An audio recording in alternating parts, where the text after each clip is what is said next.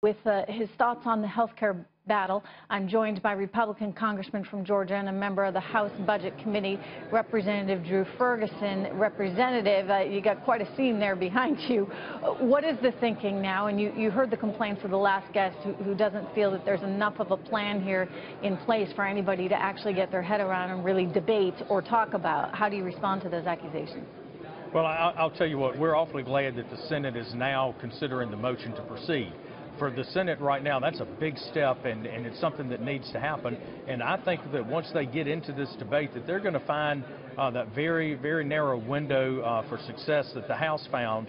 I'm confident that they will that they'll send us a bill that deals with the $1.2 trillion worth of taxes that the Affordable Care Plan put in place, and they put Medicaid on a diet for the first time since its inception. And I think those are important. What are your friends there in the Senate telling you? We've heard through our reporting that there may be a kind of skinny version, if you would, of health care reform, and it would go so far as to make sure that the individual mandate and the employer mandate was actually repealed, and then there would be some little tweaks along the edges.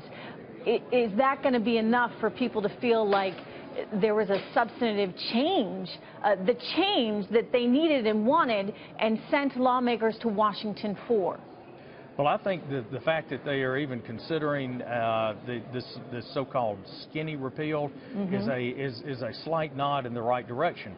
And I'm confident that when they really get into debate, that they are going to again recognize that we're on an unsustainable path with Medicaid, that we have fewer and fewer options, and that people need more choice in the market. And I believe that that America expects a repeal of the Affordable Care Act and replacement with a product such as the House product that really begins to change the direction of health care in this nation, but more importantly begins to have positive impacts on our economy. Is the Senate going to have the votes they need?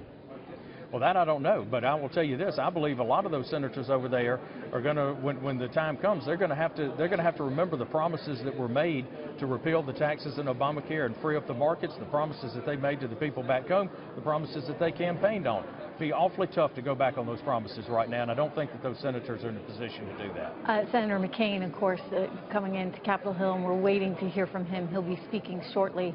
A pretty significant gesture from the senator who obviously is struggling with a health battle. He was diagnosed recently with brain cancer, and that's something to see him fly in away from his family and friends in Arizona for this specific day, for this specific moment, Representative. You know, first of all, our thoughts and prayers continue to be with Senator McCain and his family in this very challenging time. And I am not surprised at all that Senator McCain once again stepped up for his nation to serve his fellow citizens and to be here in a very, very tough situation. Over the years, he has done a remarkable job of preserving our freedoms, and I believe that he is here to do just that again. And I am awfully proud that Senator McCain was able to come back. All right. Well, we'll see. We'll see whether they got the votes. Indeed, we'll find out very shortly. Thank you so much, Congressman Drew Ferguson.